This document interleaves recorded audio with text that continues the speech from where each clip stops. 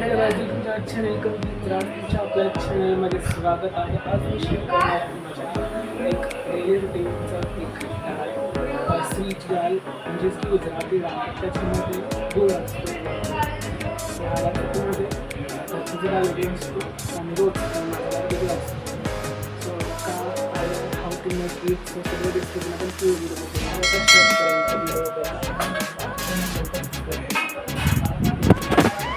पहिला डाळ बनवण्यासाठी घरच्यांनी जे डाळ बनवलं त्याच्यामधला डाळ थोडंसं साईडला करून घ्यायचं. तुम्हाला जेवढं पाहिजे एवढा हा वाटी भर डाळ होता आणि थोडंसं पाणी पण टाकायचं कारण की डाळ घट्ट होतं आणि थोडंसं पाण्याने डाळ असं टाकायचं. कन्सिस्टन्सी अशी थोडीशी पातळ असायला पाहिजे. Okay excuse me.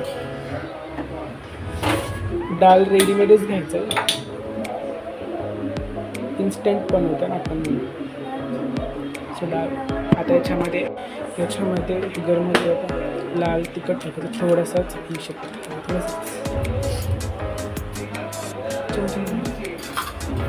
आणि हळद, लाल मिरची पावडर आणि हळद दोन्ही टाकायचं. फ्लेम लोच ठेवायचं पूर्ण प्रोसेस होईपर्यंत.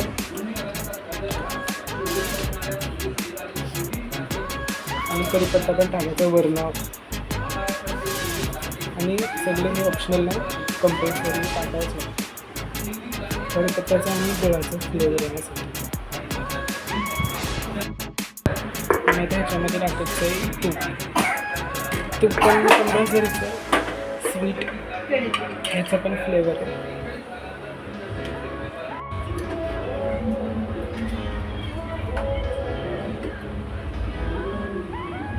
मस्त तूप पण टाकायचं.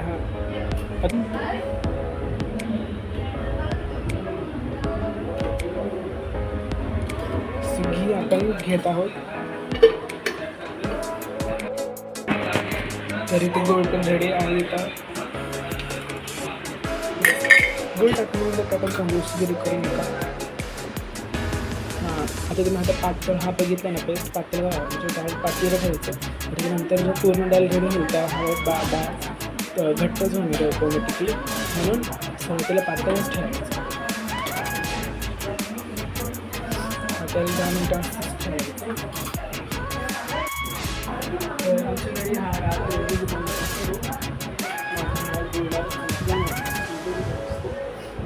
द्यायला चांगलं रोज हाच डाळ खातो. खूप टेस्टी लागतं. गुजरात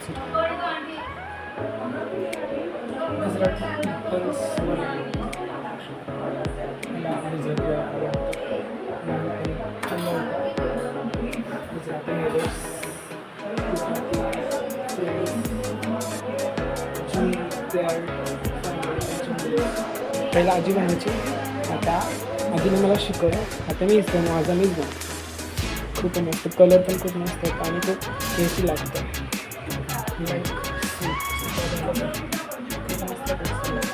त्याच्यामध्ये तूप टाकल्याने अजून छान होतं, टेस्ट होतं. कढीपत्ता त्याच्यामध्ये कमाल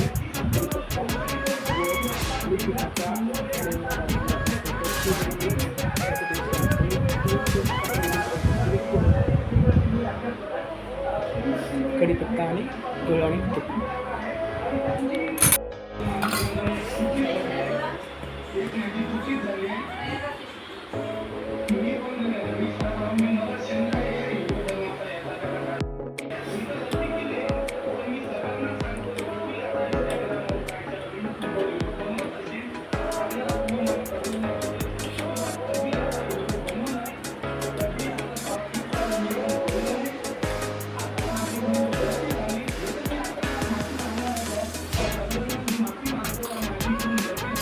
पाच मिनटं झाले. आता त्याच्यामध्ये कोथिंबीर टाकत थोडंसं त्याच्यानंतर ठेवत नंतर गार्निशिंगला. आणि आता कोथिंबीर मिक्स करत कोथिंबीरचा पण फ्लेवर ॲड होतो याच्यामध्ये. आणि अजून 5 मिनटं अजून तसंच ठेवायचं आणि नंतर मग अजून एक प्रोसेस आहे.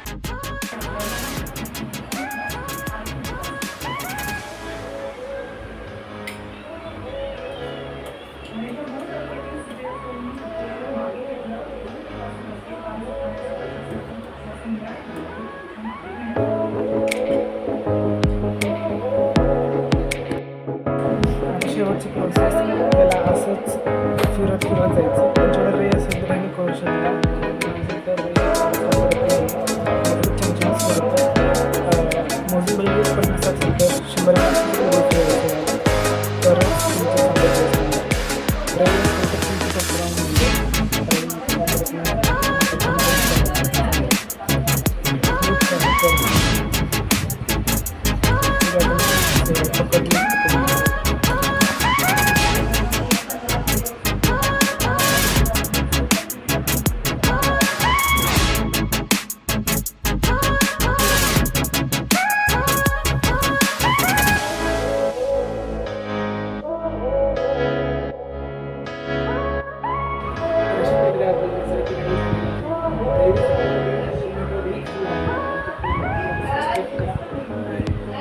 जे